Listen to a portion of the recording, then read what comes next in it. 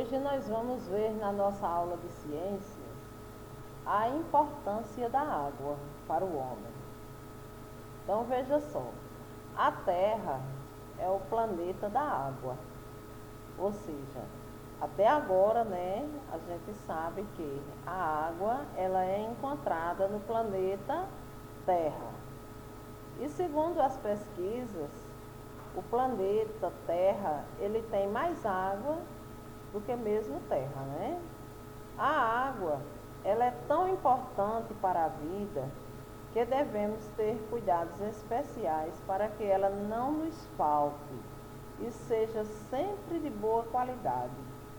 A água é a coisa mais importante que a vida na terra, ou seja, ela é muito importante para que se tenha vida na terra.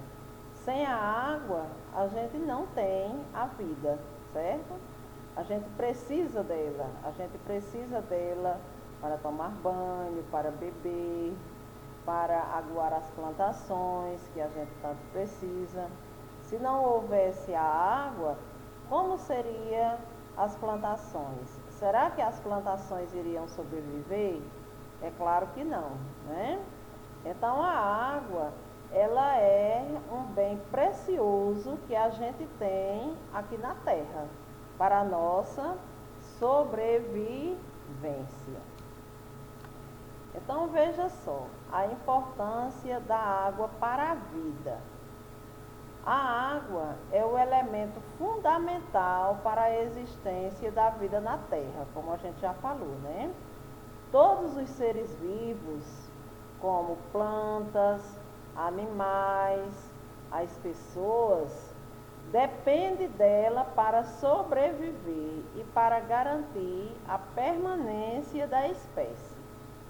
Porque se falta água numa determinada região, então aquelas plantas ou aquela planta que ali existe, ela pode deixar de existir. Então aquela espécie de planta pode deixar de existir. Assim como pode deixar de existir uma espécie de animal, por exemplo. E o homem, se falta a água, ele também pode deixar de existir. Então a água, ela é o pilar. A água é quem sustenta a vida na terra, certo? Como a água é preciosa? A água é o constituinte mais característico do planeta Terra. Com isto, a água é o recurso mais precioso que a água nos fornece, ou melhor, que a terra nos fornece. A terra, ela nos fornece muita coisa, gente? Nos fornece o ar que a gente respira, nos fornece as plantas, os animais. Tem muita coisa bonita que a terra nos fornece, que a terra nos oferece. Mas a água é o recurso mais precioso, é o recurso mais rico que se tem. Por quê? Porque sem ela não existe nada, mas nada mesmo do que a gente precisa, como as plantas, os animais, a comida que a gente come precisa da água, Então, o futuro da humanidade pode ficar comprometido a menos que haja uma melhora significativa a nível do meio ambiente, ou seja, do ambiente. O homem ele tem que cuidar desse meio ambiente. O homem ele tem que preservar para que ela continue a existir. A água, ela tem seus estados, certo? Ou seja, a gente pode encontrar a água em estado gasoso, que é quando ela está lá na atmosfera, proveniente de quem? Da evaporação de todas as de superfícies úmidas, como mares, rios e lagos. Então, a água do mar, ela evapora. Então, à medida que essa água do mar evapora, ela vai para onde? Ela vai para o estado gasoso. A água de um rio, ela pode evaporar, ela pode subir? Pode. Quando ela sobe, quando isso acontece, ela foi para onde? Para o estado gasoso. Da mesma forma é a do lago, é a do açude, é a da lagoa e assim por diante. A gente também pode encontrar a água no estado líquido. Quando é que ela está no estado líquido? Quando ela está ali pronta para a gente consumir, para a gente beber, para a gente cozinhar, para a gente tomar banho. Aonde é que ela se encontra nesse estado líquido? Ela se encontra nos oceanos e mares, que é a água salgada. Ela se encontra nos rios e lagos, açudes, riachos, lagos, lagoas, que é quando ela está no estado doce, mas também existe aquela água que mesmo ela estando ali em estado líquido em um rio, essa água pode não ser tão doce.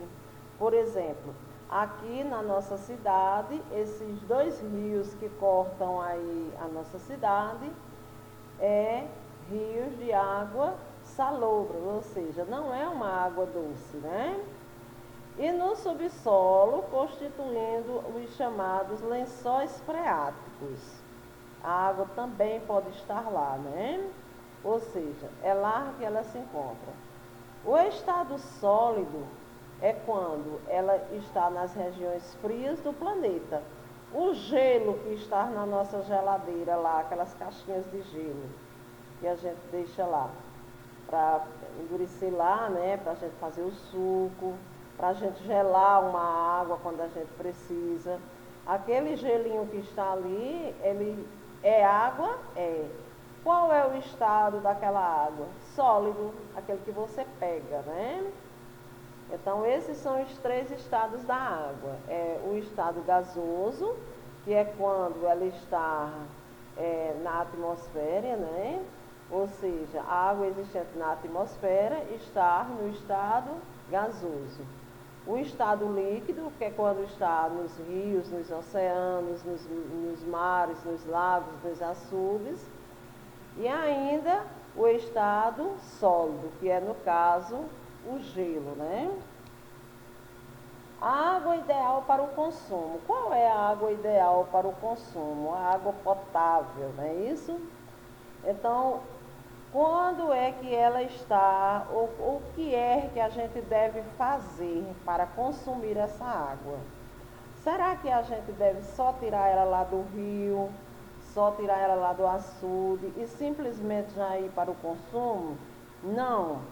A gente precisa de alguns cuidados para com essa água, para poder consumi-la, para poder beber, para poder cozinhar, para poder tomar banho, por exemplo, né? E principalmente para beber. Então, qual é um desses cuidados? Usar o filtro de barro. Então, a gente deve usar o filtro de barro. Por quê? Porque ali a gente filtra ela. Então, as impurezas vão ficando ali numa vela que tem dentro desse filtro de barro. Além de colocar ela no filtro de barro, a gente pode fazer o que também? A gente pode ferver. Então, a gente pode ferver essa água por 5 minutos, esperar esfriar e consumir. Se você tem um grande recipiente, não é obrigado você ferver ela completamente, ou seja, toda aquela água. Mas a partir do momento que você ferve uma parte e coloca ali dentro daquele grande recipiente, você já pode estar tratando da água que você vai consumir. Uma outra saída também é colocar 2 gotinhas de solução de hipoclorito de sódio. Quem foi aqui que não já viu o agente de saúde passando na sua porta e entregando um vidrozinho marrom com um líquido dentro, que quando a gente cheira tem aquele cheirinho de água sanitária, né? Aquilo ali é o hipoclorito de sódio, que a mamãe vai colocar em 1 litro de água, ou seja, 2,5%. Ela vai colocar para 1 litro de água e esperar 30 minutos e ali ela já pode consumir uma água de boa qualidade, certo?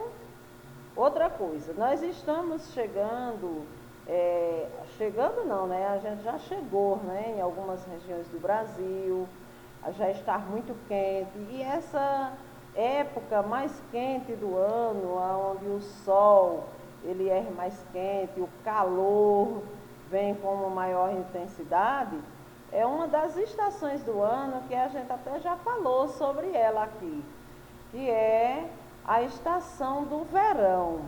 Então a gente precisa ter alguns cuidados com o verão. Vamos ver? Então, não vacile no verão.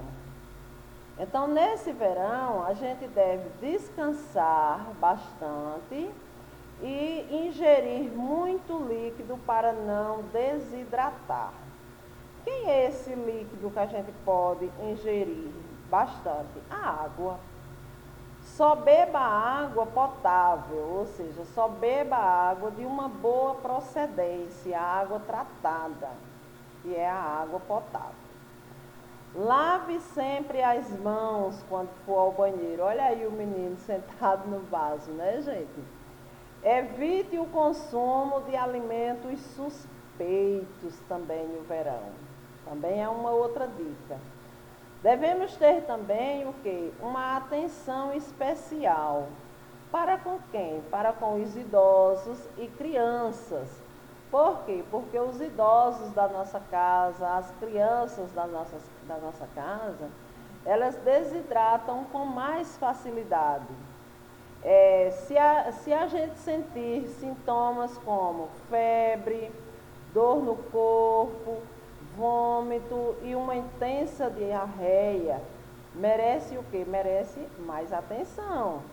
E nesse verão, nessa época do ano, é mais comum a gente sentir, por exemplo, aquele cansaço, né, no corpo, a gente sentir também diarreia sem ter um motivo aparente.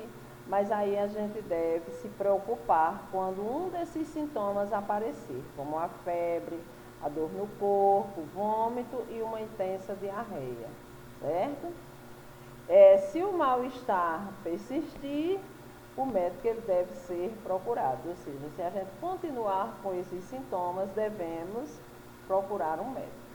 E ainda falando sobre a água, é importante a gente lembrar que algumas medidas devem ser tomadas na nossa casa para evitar o desperdício, para haver economia. E quando a gente economiza, a gente não só está fazendo o bem para o planeta, mas também para o nosso bolso, né? Para o bolso da mamãe, para o bolso do papai. A partir do momento que você segue algumas regrazinhas, você pode economizar, né? Simples ações do dia a dia podem fazer muita diferença no final do mês.